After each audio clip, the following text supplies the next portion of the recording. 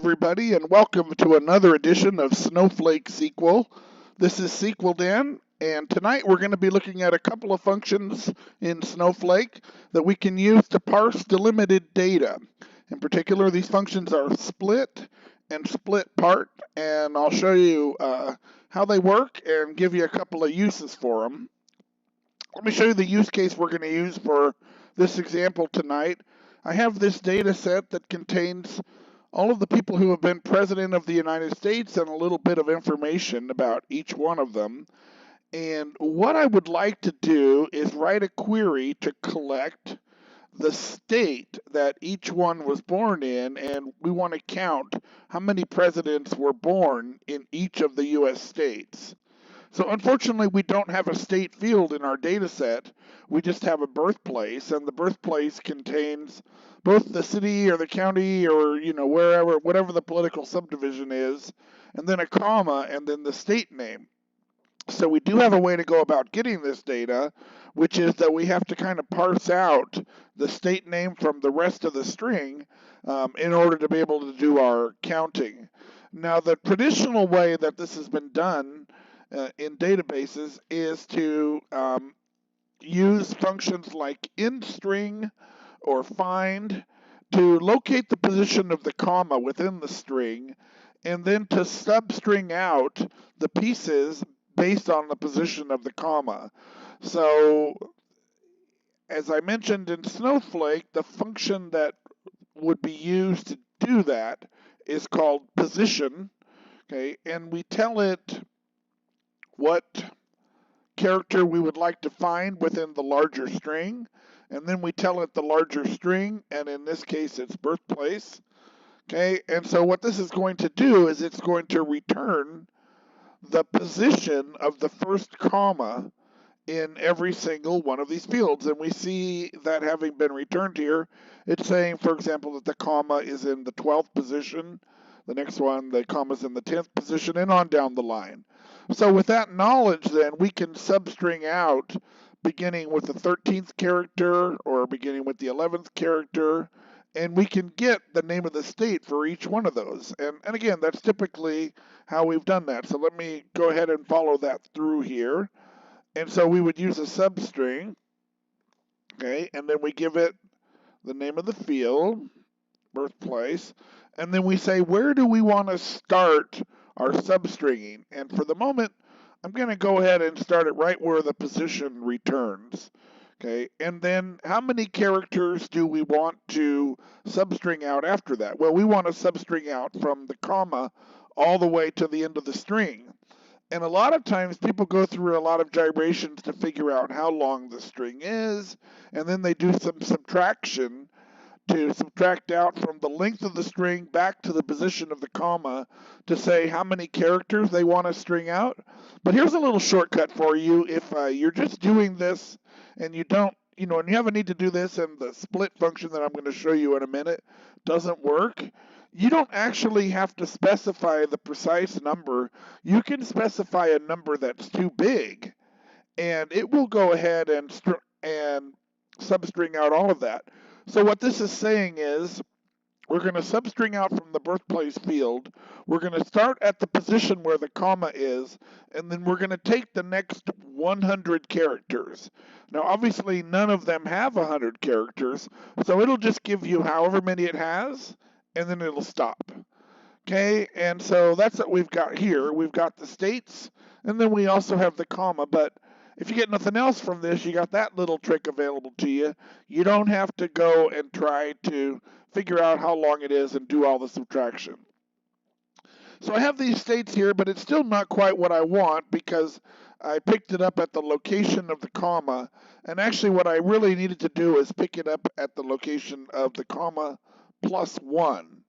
All right, and so we'll do that instead, and now we've got the states, and we would be able to write our query from here. I actually, though, have still picked up an extra field. It's difficult to tell from here, but this Ohio right here, for example, is actually 5 characters long because there was a space after the comma. So there's a couple of different ways that I could go about to solve that problem. Since every single record, since I mentioned I have pretty clean data here, all of them have a space after the comma. Instead of starting at position +1, I could start at position +2. Now again, I just need to make sure that that always is the case with the data, but now I would end up with the correct number in all of these. The other way that I could handle it is, well, we'll just leave it at this for now. I'll show you the other way when we get to the split instead. So anyway, here's our list of states. Okay, and so now at this point, let me copy this down. Okay, and now I'm going to no longer hang on to the position and stuff that I was showing you when I was generating it, and let's just run this query now and we just get a list of states. So we're now prepared to collect the counts, okay, and then of course we need to group by.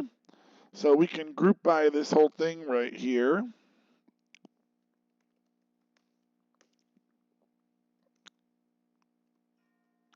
And voila, we're getting a count by state.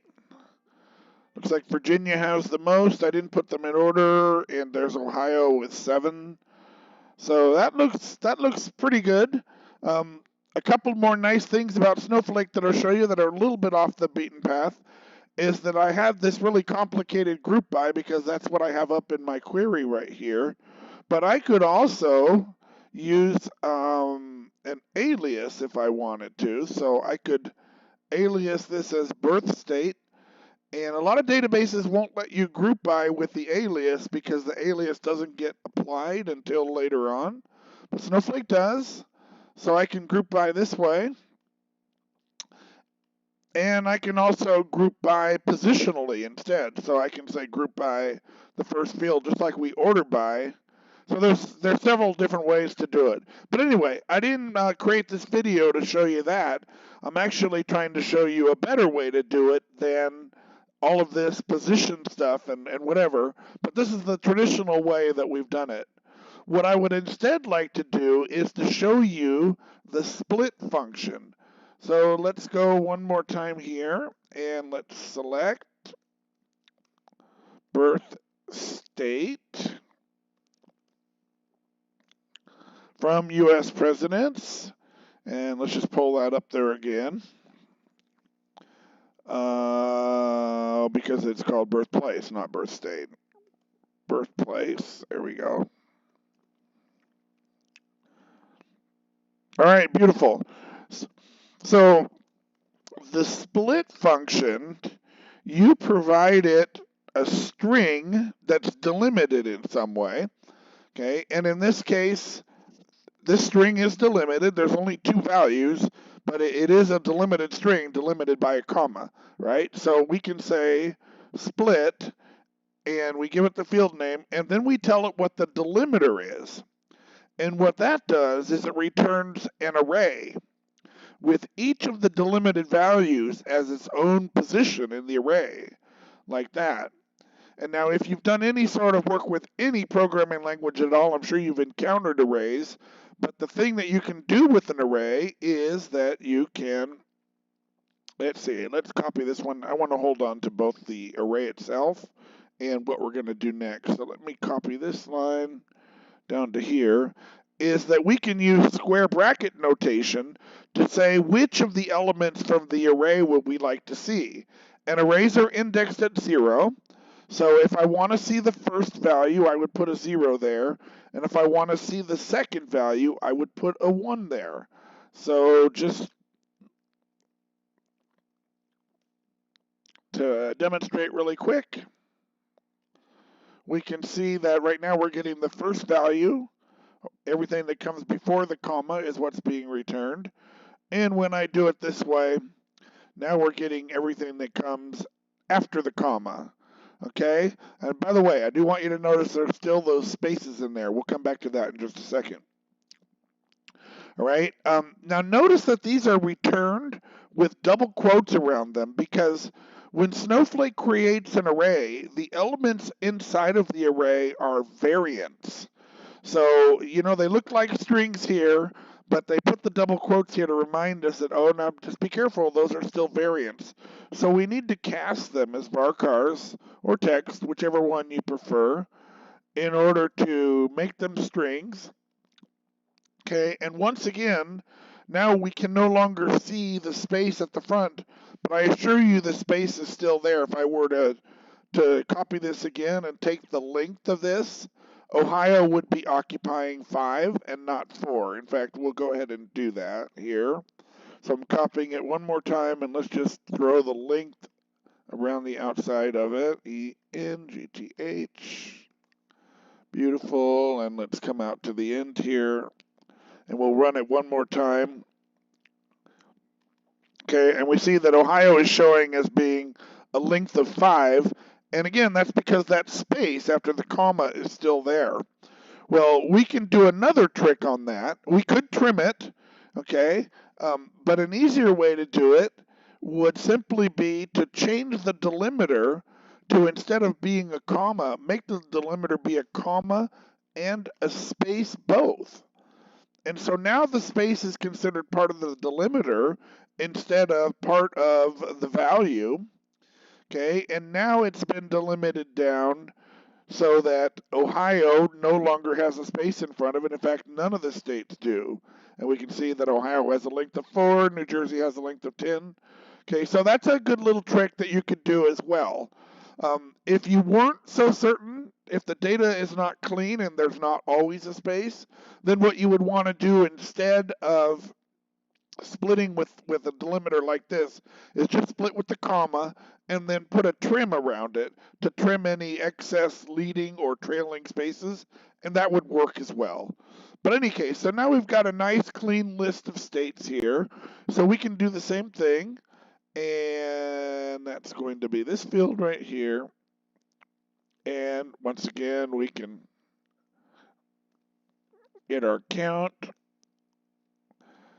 and we have to put the group by on, group by 1. Oh, I left a comma there that I didn't want to leave. Now let's do it.